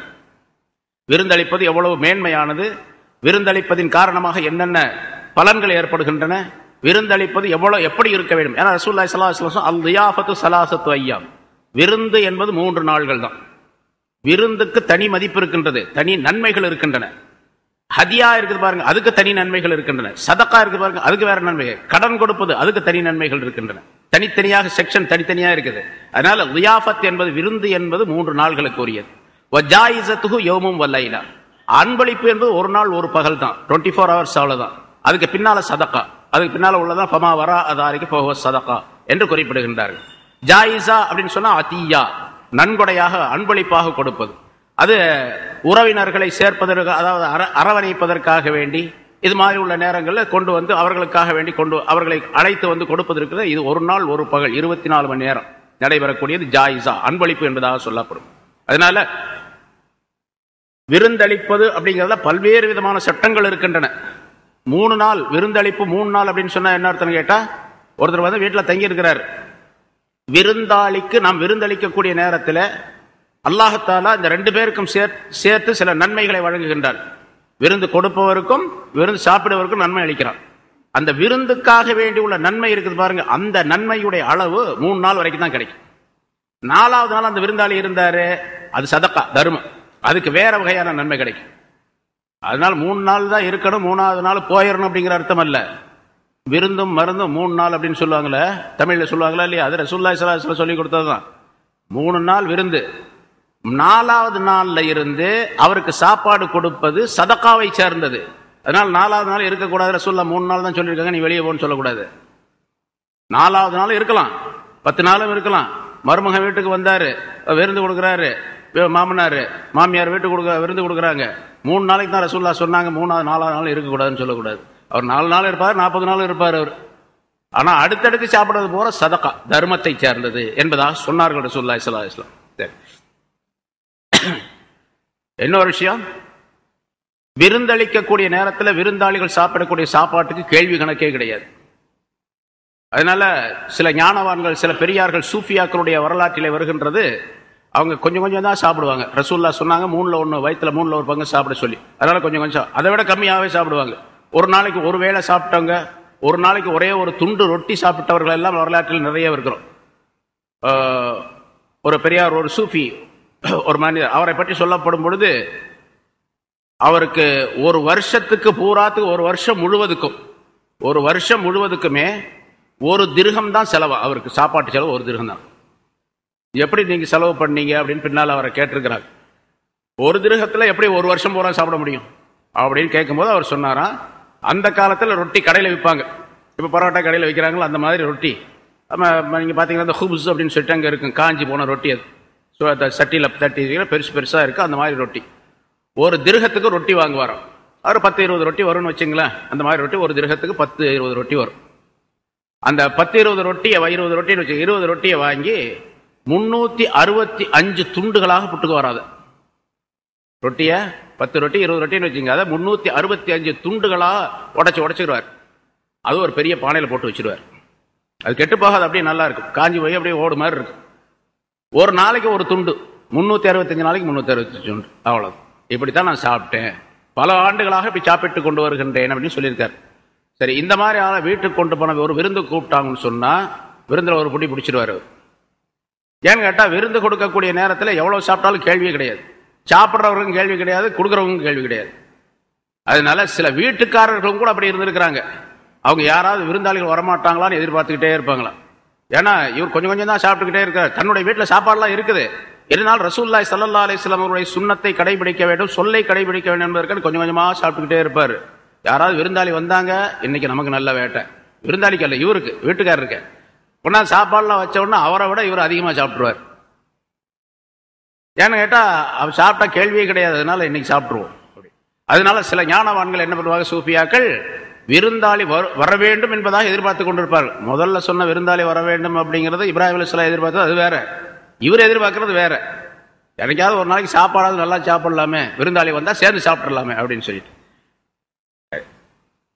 இது மாதிரி நிறைய கருத்துக்கள் சொல்லப்பட்டு இருக்கின்றன விருந்து சம்பந்தப்பட்ட விஷயத்துல. ஒரு வாசகம் சொல்லுவாங்க, இன்னல் லைஃப கரீம் வல் லியாஃபத்து கராமா ஃபைன் கான கரீபன் ஃபஹிய ஃபரீலா. அதாவது விருந்தாளி என்பவர் கண்ணியத்திற்குரியவர், விருந்தளிப்பது ரொம்ப கண்ணியமான ஒரு செயல். அது அந்த யார் விருந்தளிக்கப்படுகின்றாரோ அவர் ஏழையாக இருந்தால் அவருக்கு விருந்து கொடுப்பது ஃபர்ல் என்பதாக சொல்லப்பட்டிருக்கின்றது. ஆக விருந்து சம்பந்தப்பட்ட விஷயம் ரொம்ப அற்புதமானது. இங்கே இப்ராஹிம் அலைஹிஸ்ஸலாம் அவர்கள் அந்த ஒரு கண்ணுக்குட்டியை பொறிச்சு அல்லது சுட்டு கொண்டு வந்து வச்சார். அவங்க இது பண்ணல, அவங்க சொன்னாங்க இந்த மாதிரி லா தஹப் இன்னா உர்சில்னா இலா கௌமி லூத், நாங்கள் லூத் அலைஹிஸ்ஸலாத்துடைய கௌமின் பக்கம் அனுப்பப்பட்டுள்ளோம் தண்டனைக்காக வேண்டி, அவர்களுக்கு தண்டனை வழங்குவதற்காக வேண்டி என்பதாக சொன்னார். இந்த நேரத்தில் வம்ராத்துஹு காயிமத்துன் ஃபல்லாஹிகத், இப்ராஹிம் அலைஹிஸ்ஸலாத்துடைய மனைவி சாரா அம்மையார் அவங்க அங்கே பக்கத்தில் நின்று கொண்டு இருந்தார்கள். பக்கத்தில் நின்று கொண்டு இருந்தாங்கன்னா அவங்க தான் சர்வ் பண்ணிட்டு இருந்தாங்க. அதாவது அந்த கண்ணுக்குட்டியை பொறிச்சு கொண்டு வந்து அதுக்கெல்லாம் தண்ணி இனிலாம் எடுத்து வச்சு அவங்க வச்சுக்கிட்டு இருந்தாங்க அந்த விருந்தாளிகளுக்கு. அந்த காலத்தில் அப்படி பழக்கம் இருந்துச்சு. அவங்க மனைவியும் அங்கே பக்கத்தில் நின்றுகிட்டு இருந்தாங்க அப்படின்னு. அல்லது இன்னொரு அறிவிப்பின்படி கதவுக்கு பின்னால நின்றுகிட்டு இருந்தாங்க. இவங்க வச்சு சாப்பிட்டுக்கிட்டு இருந்தா சாப்பிட்றதுக்காக வேண்டி சொல்லிட்டு இருந்தாங்க. அந்த 3 பேர் உட்கார்ந்து இருக்காங்க, இப்ராஹிம் அலைஹிஸ்ஸலாம் உட்கார்ந்து இருக்காங்க, மனைவி பக்கத்தில் கதவு பக்கத்தில் நின்று இருந்தாங்க, திரை மறைவில் நின்றுகிட்டு இருந்தாங்க என்று சொல்லப்பட்டிருக்குது. இப்ராஹிம் அலைஹிஸ்ஸலாம் உட்கார்ந்துட்டு இருந்தாங்க, அவங்க நின்றுகிட்டு இருக்கிறாங்க. வம்ராத்து காயிமத்துன்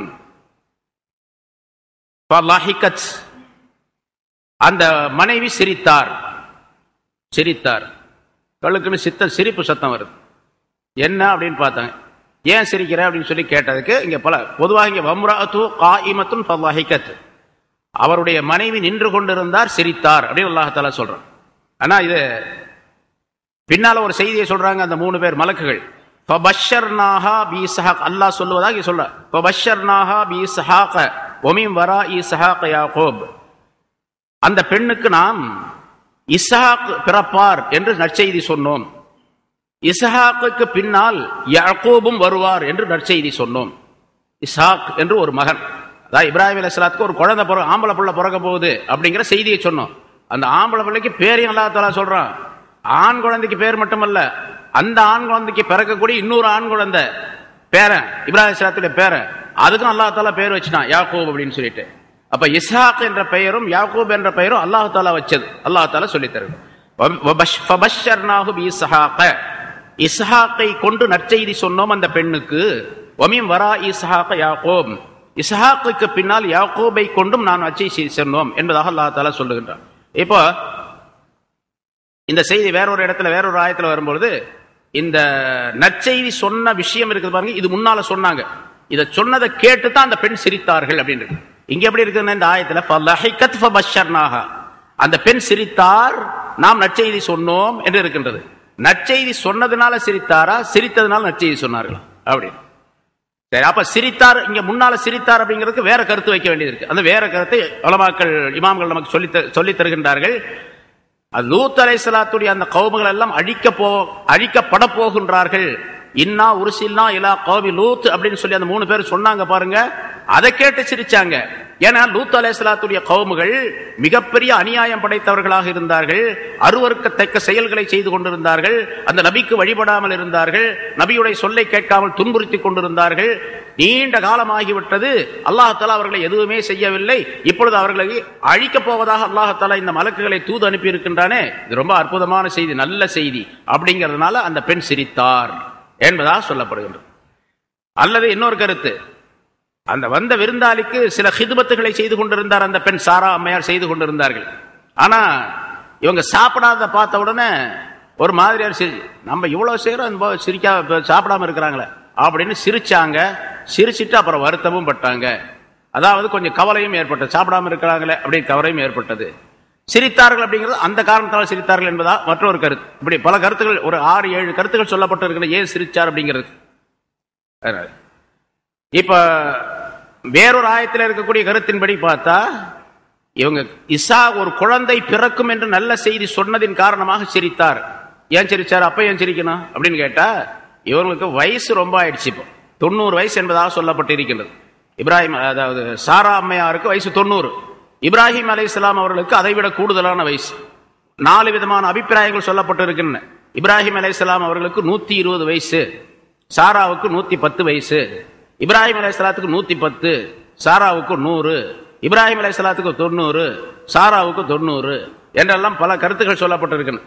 ஆக ஒரு எல்லையை கடந்த வயசு, குழந்தை இனிமேல் பிறக்காது என்று நம்பிக்கை இழந்த ஒரு வயசு.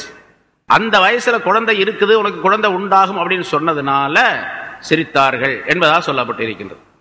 இன்னொரு கருத்து சொல்லப்பட்டிருக்கின்றது, அது கொஞ்சம் வித்தியாசமானது. ஆனா அந்த கருத்தும் இதற்கு உண்டு என்பதாக சில உலமாக்கள் குறிப்பிடுகின்றார். அது என்ன கேட்டா, லஹிகத் அப்படின்னு சொன்னா பொதுவாக சிரித்தார்கள் அப்படின்னு அர்த்தம். லஹிகனா சிரித்தான்னு தான் அர்த்தம்.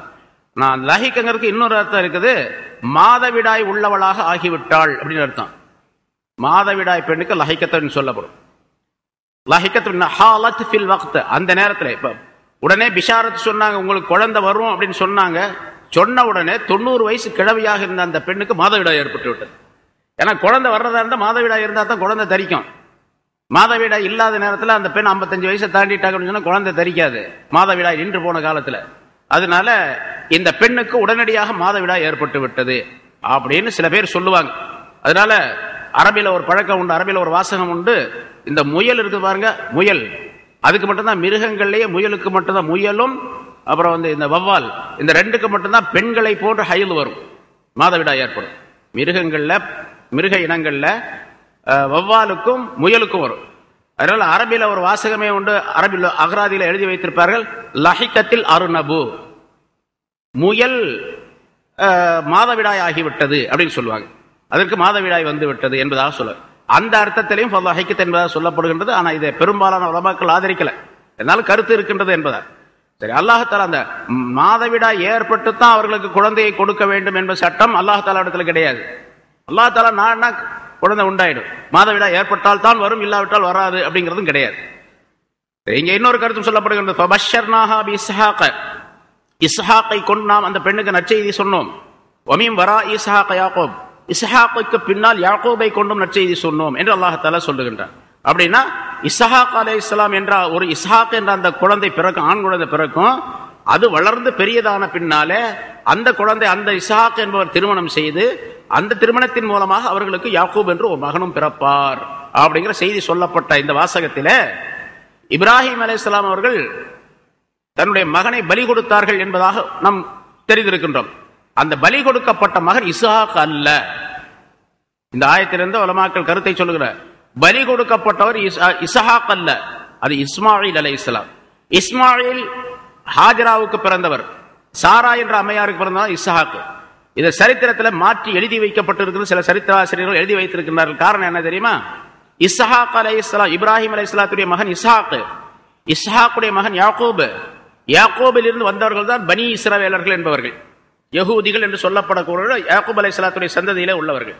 அதனால இந்த யூதர்கள் பின்னால மூசா அலைஹிஸ்ஸலாத்துடைய காலத்தில் வரும்பொழுது இந்த யூதர்கள் என்ன செய்தார்கள் என்று சொன்னால், பலியிடப்பட்டவர் அது அல்லாஹ் தாலாவுடைய விருப்பத்தின் காரணமாக, அல்லாஹ்வுடைய மிகப்பெரிய அருளின் காரணமாக பலியிடுவதற்காக அல்லாஹ் தாலா அவர்களுக்கு ஒரு ஏற்பாடு செய்தான். அந்த பலியிடப்பட்ட அந்த மனிதர், அந்த நபி நம்முடைய நபியாகத்தான் இருக்க வேண்டும். அந்த நபியை சொல்லக்கூடாது, இஸ்மாயில சொல்லக்கூடாது. இஸ்மாயில் அரபிகளுடைய நபி, அவர் நம்முடைய நபி இவர் தான், இஸ்ஹாக் தான். அதனால பலியிடப்பட்டவர் இஸ்ஹாக் தான் என்று சரித்திரத்தையே மாற்றி எழுதி வைத்து விட்டார்கள் இஸ்ரவேலர்கள், பனி இஸ்ராயேல். அதனால இஸ்ஹாக் தான் அறுக்கப்பட்டவர், பலியிடப்பட்டவர் என்பதாக சொல்லி ஒரு வரலாறும் உண்டு, நிறைய தப்சீர்களிலும் எழுதப்பட்டிருக்கும். அது சரியில்லை என்பதை இந்த ஆயத்து சொல்லுகின்றது. ஏன்னா இஸ்ஹாக்குக்கு பின்னால யாக்கூப் வருவார் என்றும் ஒரு நற்செய்தி அல்லாஹ்தாலா சொல்லுவதின் காரணமாக இவர் அறுக்கப்படவில்லை, பலியிடப்படவில்லை என்பது இங்கே உறுதிப்படுத்தப்படுகின்றது என்பதாகவும் குறிப்பிடுகின்றார்கள். முன்னால் சொல்லியிருக்கிறோம், இப்ராஹிம் அலைஹிஸ்ஸலாத்துக்கு இஸ்ஹாக் யாக்கூப் 2 மகன், இஸ்ஹாக்கும் இஸ்மாயில் 2 மகன். இஸ்ஹாக் அலைஹிஸ்ஸலாம் அவருடைய மகன் யாக்கூப். யாக்கூப் அலைஹிஸ்ஸலாம் அவர்களில் இருந்தான் தொடராக ஏராளமான நபிமார்கள் வருகின்றார்கள். பல ஆயிரக்கணக்கான நபிமார்கள் வந்தார்கள். ஹஜரத் ஈசா அலைஹிஸ்ஸலாம் அவர்கள், ஈசா அலைஹிஸ்ஸலாம் தனி இருந்தாலும் கூட அந்த தொடரிலே வருகின்றார்கள் அவர்களோ. ஆனால் இப்ராஹிம் அலைஹிஸ்ஸலாத்துடைய இன்னொரு மகன் இஸ்மாயில் அலைஹிஸ்ஸலாம், அவர்களுடைய சந்ததியிலே எந்த நபியும் கிடையாது. சந்ததி வந்து வந்து வந்து கடைசியாக வந்தவர்கள் ரசூலுல்லாஹி ஸல்லல்லாஹு அலைஹி வஸல்லம் அவர்கள். இஸ்மாயில் அலைஹிஸ்ஸலாத்துடைய சந்ததியிலே வந்தவர்கள் ரசூலுல்லாஹி ஸல்லல்லாஹு அலைஹி வஸல்லம் அவர்கள். ரசூலுல்லாஹி ஸல்லல்லாஹு அலைஹி வஸல்லத்துடைய தந்தை, அவருடைய தந்தை, அவருடைய தந்தை, அவருடைய தந்தை, இப்படியே எடுத்துக்கொண்டா கடைசியில இஸ்மாயில் அலைஹிஸ்ஸலாம் வரைக்கும் போய் சேரும் அந்த தொடர். இஸ்மாயில் அலைஹிஸ்ஸலாம் அவர்களுக்கும் ரசூலுல்லாஹி ஸல்லல்லாஹு அலைஹி வஸல்லம் அவர்களுக்கும் இடையில எந்த நபியும் கிடையாது. கிட்டத்தட்ட ஒரு 3000 ஆண்டுகளாக எந்த நபியும் கிடையாது. 2000 ஆண்டு. இஸ்ஹாக் அலைஹிஸ்ஸலாம் அவர்களுடைய வழியாக வந்தவர்கள் தான் இந்த மற்ற எல்லா நபிமார்களும். அதனால இந்த இஸ்ஹாக் பலியிடப்பட்டவர் என்ற பெயரை பெற வேண்டும், அது நமக்கு பெருமை தரும் என்பதற்காக வேண்டி இந்த யூதர்கள் செய்த சதி அப்படி எழுதி வைத்திருக்கின்றார்கள் என்பதாக சொல்லுவார்கள். அத பெண் அப்ப நற்செய்தி சொன்னார், உங்களுக்கு குழந்தை பிறக்கும் அப்படின்னு சொன்னாங்க. காலத் யாவைலத்தா, அவர் சொன்னார், அந்த மனைவி சொல்றாங்க, சாரா சொல்லுங்க, காலத் சொன்னார், யா வைலத்தா அலிது அனா அஜூசுன் வஹாதா பாலி ஷைஹா, என்னுடைய நாசமே, அதாவது அந்த காலத்தில் உள்ள வாசகம், அப்படி அரபியில் உள்ள வாசகம், என்னுடைய நாசமே நான் நாசமா போறதுன்னு அர்த்தம் இல்ல, ஆச்சரியப்பட்டு சொல்லக்கூடிய விஷயம். நம்ம சாதாரணமா நம்ம கிராமங்கள்ல பெண்கள் பெரியவங்க இப்போ வயசான பொம்பளை சொல்லுவாங்க, ஏது அட வீணா போனவனே அப்படிமாங்க. அட வீணா போனவன வீணா போனவன்னு அர்த்தமா? வார்த்தை அப்படி பழக்கத்தில் அப்படி வந்து வர்றது. அது மாதிரி ஒரு வார்த்தையை சொல்றாங்க, யா வயலத்தா, என்னுடைய நாசமே, அலிது நான் குழந்தை பெறுவேனா, ஆனா அஜூசுன் நான் கிழவியா இருக்கும் பொழுது, வஹாதா பாலி ஷைஹா இந்த என்னுடைய கணவரும் ரொம்ப வயோதிகராக இருக்கிறார், என்னுடைய கணவர் வயோதிகராக இருக்கிறார், நானும் கிழவியாக இருக்கின்றேன், நான் குழந்தை பெறுவேனா? இது பெரிய இன்னஹாதா லஷைஉன் அஜீப், இது ரொம்ப பெரிய ஆச்சரியமான விஷயம் அப்படின்னு அந்த பெண் சொன்னார். ஆலு அவர்கள் சொன்னார்கள், அத்தாஜபீன மின் அம்ரில்லாஹ், யார் அந்த மலக்குகள் 3 பேரும் சொல்றாங்க, மனித வடிவத்தில் இருக்கக்கூடிய மலக்குகள், அல்லாஹ்வுடைய கட்டளையில் இருந்து நீ ஆச்சரியப்படுகின்றாயா? அல்லாஹ்வுடைய கட்டளைனா அல்லாஹ்வுடைய கலா கதிர், அவருடைய தீர்ப்பில் இருந்து நீ ஆச்சரியப்படுகின்றாயா? அப்படி ஆச்சரியப்படக்கூடாது. ஆச்சரியப்படுவது அப்படின்னு சொன்னா இவங்க, அதாவது அல்லாஹ் இப்படிலாம் செய்ய முடியுமா அப்படி ஆச்சரியப்பட்டதில்ல, அல்லாஹ் இப்படி எல்லாம் நடத்துவானா அப்படி ஆச்சரியப்பட்டா குஃப்ர் வந்துடும். இப்ப நம்ம மூமின்கள்ல நாம யாராவது அல்லாஹ்தாலா இந்த வானத்தை அப்படியே நினைச்சான்னு சொன்னா தூள் தூள் ஆக்கிடுவான், அல்லாஹ் அப்படிலாம் செய்ய முடியுமா அப்படின்னு நினைச்சாவே குஃப்ர் வந்துடும். இது பெரிய ஆச்சரியமான விஷயமா இருக்க, அப்படிலாம் நடக்குமா, அப்படி செய்வானா, அல்லாஹ்வால முடியுமா அப்படின்னு நினைச்சா குஃப்ர் ஆயிடும், அது அல்லாஹ் நிராகரிக்கிறதாயிடும். அதே மாதிரி அத்தாஜபீன இங்க வந்து இன்னஹாதா லஷைஉன் அஜீப், இது மிகப்பெரிய ஆச்சரியமான விஷயம் அந்த பெண்ணு சொன்னது. இவங்க சொல்றாங்க, அத்தாஜபீன மின் அம்ரில்லாஹ், அல்லாஹ்வுடைய கட்டளையிலிருந்து நீ ஆச்சரியப்படுகின்றாயா? இல்ல இல்ல அப்படிலாம் ஆச்சரியப்பட வேண்டாம். அதாவது அவங்க ஆச்சரியப்பட்டது அல்லாஹ்வினால முடியாது என்பதற்காக வேண்டி அல்ல, உலகத்தினுடைய நடைமுறையை கவனித்து ஆச்சரியப்பட்டார்கள் என்பதாக குறிப்பிடுகின்றார்கள். நம்ம வயசாயிடுச்சு, நம்முடைய கணவருக்கும் வயசாகி போயிடுச்சு, இந்த நிலையில் நாம் குழந்தை பெற்றெடுக்கிறது எவ்வளவு பெரிய ஆச்சரியமான விஷயம், அதனால நான் ஆச்சரியப்படுகின்றேன் என்ற கருத்திலே சொன்னார்களே தவிர பெரிய ஆச்சரியமான விஷயமா இருக்கே முடியாதே அப்படின்னு அவர்கள் நினைக்கல என்ற கருத்து இங்கே கொள்ளப்பட வேண்டும். அப்படி கொண்டாதான் அந்த குஃப்ர் என்பது வராது, இல்லாட்டி குஃப்ர் வந்துவிடும். சரி, திரும்ப அவர்கள் சொன்னார்கள், அந்த மலக்குகள் சொன்னார்கள், அத்தாஜபீன மின் அம்ரில்லாஹ் ரஹ்மத்துல்லாஹி வ பரகாத்துஹு அலைக்கும் அஹ்லல் பைத், அல்லாஹ்வுடைய ரஹமத்தும் அவருடைய பரக்கத்துகளும் பைத்துடையவர்களை வீட்டுடையவர்களை உங்களின் மீது உண்டு. அஹ்லுல் பைத் அப்படின்னு சொன்னா வீட்டுடையவர்கள் அர்த்தம். என்ன வீட்டுடையவர்கள்னா நபிமார்களுடைய குடும்பத்தார்கள் பாருங்க, அவங்களுக்கு அஹ்லுல் பைத்னு ஒரு பேர், சிறப்பு பெயர். ரசூலுல்லாஹி ஸல்லல்லாஹு அலைஹி வஸல்லம் அவருடைய அஹ்லுல் பைத் எல்லாம் அவங்களுடைய குடும்பத்தினர், அவங்களுடைய மக்கள், மருமகன், மற்றவர்கள், அவருடைய மனைவிமார்கள், இவங்க எல்லாம் அஹ்லுல் பைத் என்பதாக சொல்லப்படும். இந்த அஹ்லுல் பைத் என்பவர்களுக்கு தனி சிறப்பு உண்டு, அல்லாஹ் தஆலாவிடத்தில் தனி மரியாதை உண்டு, அல்லாஹ் தஆலா தனிப்பட்ட ரஹமத்தையும் பரக்கத்துகளை அவர் மீது பொழிகின்றான். எல்லாருக்கும் அல்லாஹ்வுடைய ரஹமத்தும் பரக்கத்துகள் எல்லாம் கிடைக்கும், ஆனா அந்த அஹ்லுல் பைத் இருக்கிறார்கள் அவங்களுக்கு தனிப்பட்ட ரஹமத்தும் பரக்கத்தும் கிடைக்கும். அதே அல்லாஹ் தஆலா இங்கே அஹ்லுல் பைத் என்று இப்ராஹிம் அலைஹிஸ்ஸலாத்துடைய குடும்பத்தாரையும் இங்கே சொல்லி காட்டுகின்றான். அஹ்லுல் பைத் என்பவர்களே, அஹ்லுல் பைத் உடையவர்களே, அல்லாஹ்வுடைய ரஹமத்தும் அவனுடைய பரக்கத்துகளும் உங்களின் மீது உண்டாவதாக. அல்லாஹ் தஆலாவுடைய ரஹமத் என்று சொன்னால் அது அல்லாஹ்வுடைய அருள், பரக்கத் என்று சொன்னால் வளர்ச்சி என்று சொல்லலாம். அர்த்தத்துல அபிவிருத்தி, வளர்ச்சி, அதிகப்படுதல், ஒவ்வொரு எல்லா விஷயங்களும் எல்லா நன்மைகளும் அதிகப்பட்டு கொண்டே செல்வது, மேலோங்கி கொண்டே செல்வது, அதற்கு பேர் பரக்கத் என்பதாக சொல்லப்படும். இது உங்களுக்கு உண்டு என்று சொல்லி இன்னக ஹமீதுன் மஜீத், இன்னஹு ஹமீதுன் மஜீத், நிச்சயமாக அவன் அல்லாஹ் தஆலா மஜீத், ஹமீத் புகழுக்குரியவன், மஜீத் மேன்மைக்குரியவன். அல்லாஹ் தஆலா மேன்மைக்குரியவன், புகழுக்குரியவன் என்ற வாசகத்தை அந்த மலக்குகள் சொல்லுகின்றார்கள். அல்லாஹ் தஆலா சொல்லி தந்ததுதான் அதை அவங்க சொல்றாங்க. அல்லாஹ் தஆலா குர்ஆன்ல அதை பதிவு செய்து வைத்திருக்கின்றான். இதே இப்ப இப்ராஹிம் அலைஹிஸ்ஸலாமுடைய குடும்பத்தாருடைய விஷயத்தில ரஹ்மத்துல்லாஹி பரக்காத்து, அல்லாஹ்வுடைய ரஹமத்தும் அல்லாஹ்வுடைய பரக்கத்தும் உங்களுக்கு உண்டு என்பதாக சொன்ன பின்னால அல்லாஹ்வை புகழுகின்றான், அல்லாஹ்வே சொல்லுகின்றான், அல்லாஹ்வை அவர்கள் புகழுகின்றார்கள். இப்போ இன்னஹு ஹமீதுன் மஜீத், நிச்சயமா அவன் அல்லாஹ் தஆலா ஹமீதாக இருக்கின்றான், மஜீதாக இருக்கின்றான், புகழுக்குரியவராக இருக்கின்றான், மேன்மைக்குரியவனாக இருக்கின்றான் என்று வாசகத்தை சொல்லுகின்றான். சரி, இது ஹம்து மஜிது என்பதெல்லாம் மிக உயர்ந்த அந்தஸ்தை குறிக்கக்கூடியதாக ஆக்கப்பட்டிருக்கின்றது. இது இப்ராஹிம் அலைஹிஸ்ஸலாத்துடைய கூட்டத்தாருக்கு அந்த அஹ்லுல் பைத்துக்கு சொல்லக்கூடிய அதே வாசகத்தை அல்லாஹ் தஆலா ரசூலுல்லாஹி ஸல்லல்லாஹு அலைஹி வஸல்லம் அவர்களுக்கும் சொல்ல வைத்திருக்கின்றான். ஸல்லல்லாஹு அலைஹி வஸல்லம் அவர்கள் சொல்லி கொடுத்திருக்கின்றார்கள். ஸலவாத்துல ஓதும்போது என்ன ஓதுறோம்?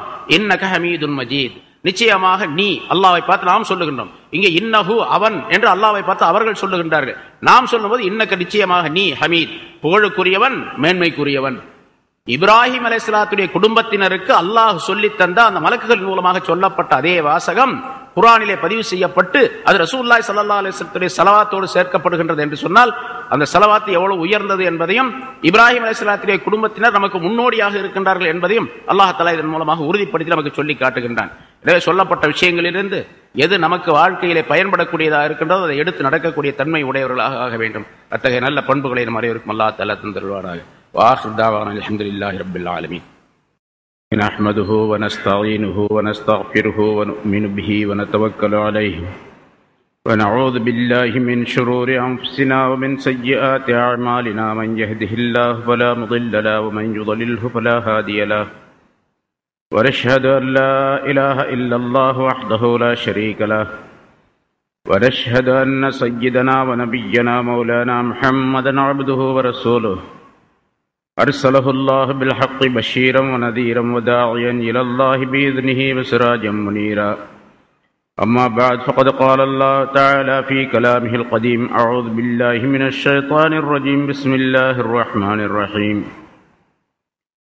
فلما ذهب عن إبراهيم الروع وجاءته البشرى يجادلنا في قوم لوط إن إبراهيم لحليم أواه منيب. يا إبراهيم أعرض عن هذا يا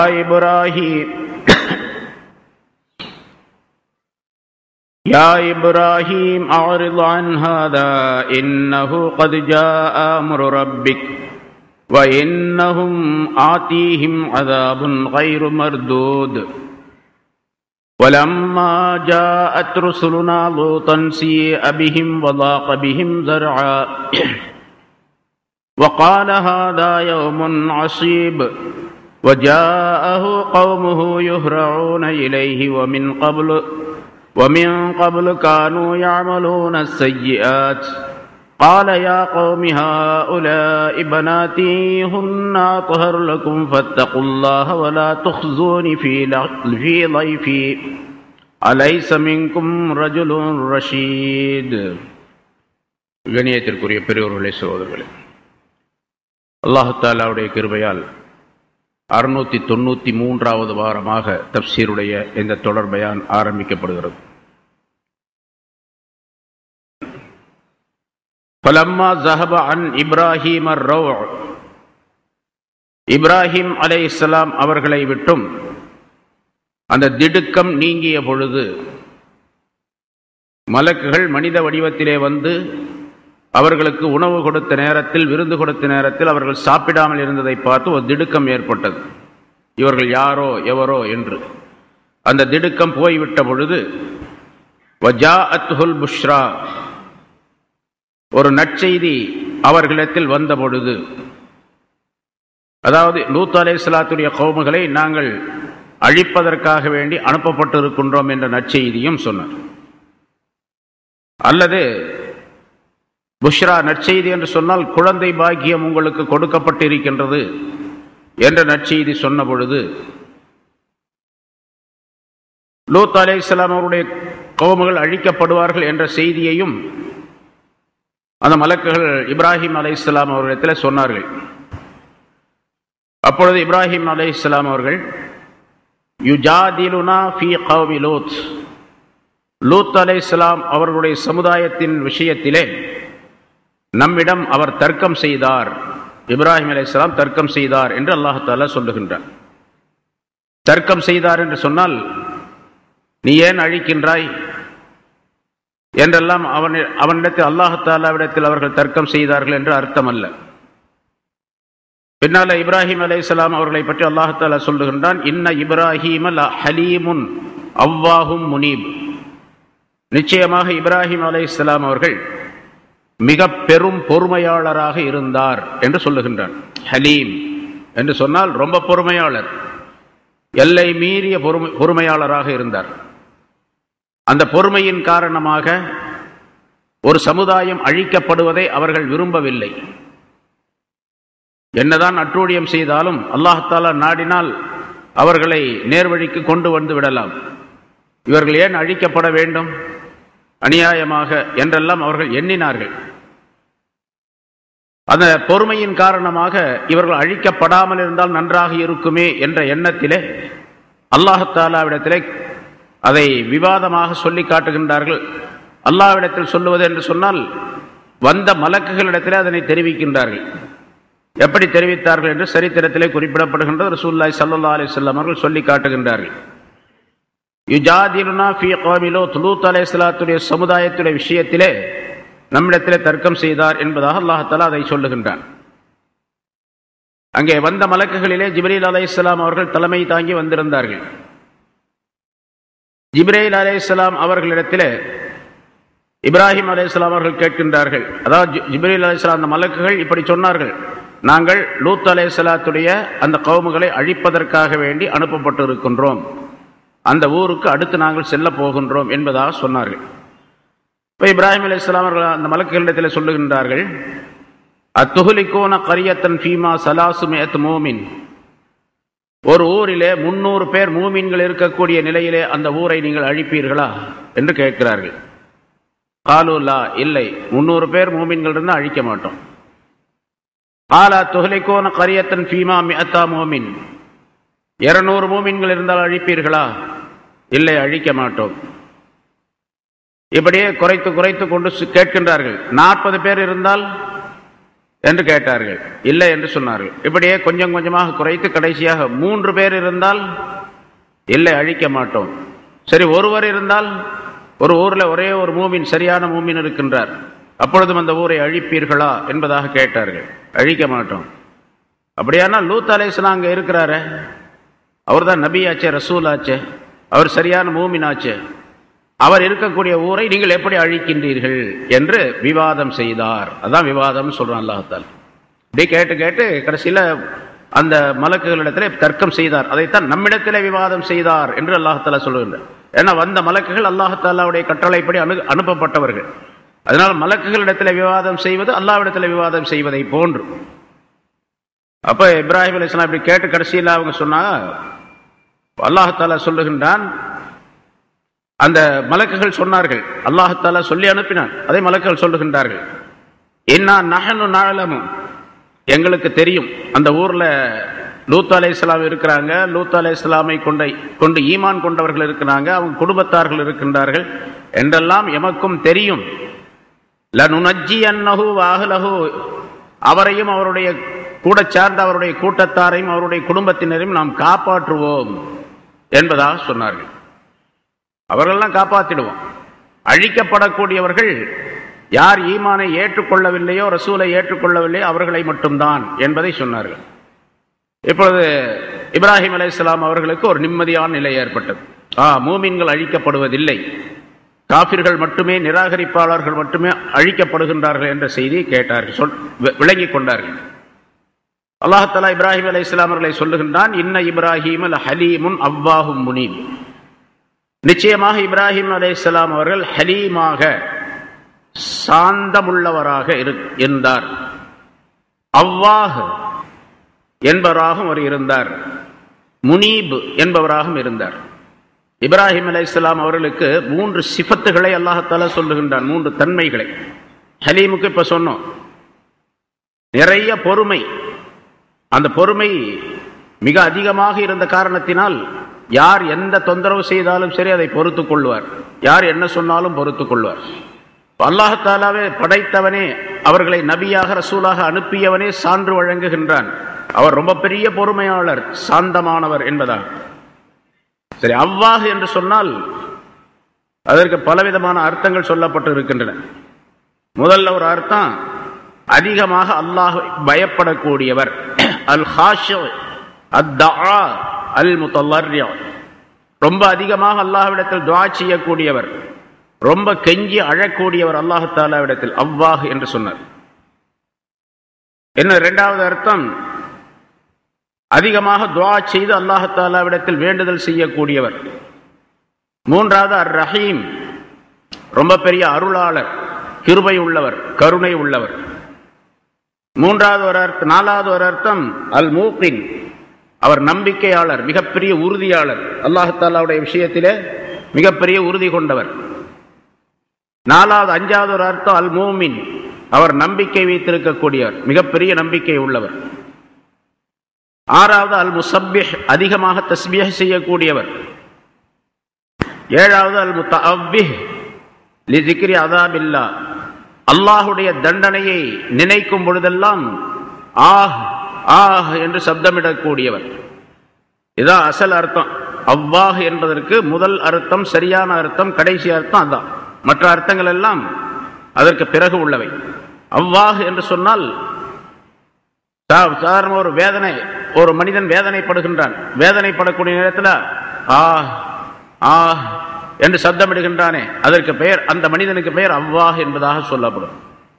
அல்லாஹுடைய தண்டனைகளை கேள்விப்பட்டால், அதை நினைவு கூர்ந்தால் அடிக்கடி ஆஹ் ஆஹ் என்று சொல்லுவார்கள். ஆஹ் என்னுடைய கை சேதமே, ஆஹ் என்னுடைய வேதனையே, ஆஹ் எனக்கு நேரிட்ட இந்த துன்பமே என்றெல்லாம் பிரலாபிப்பார்.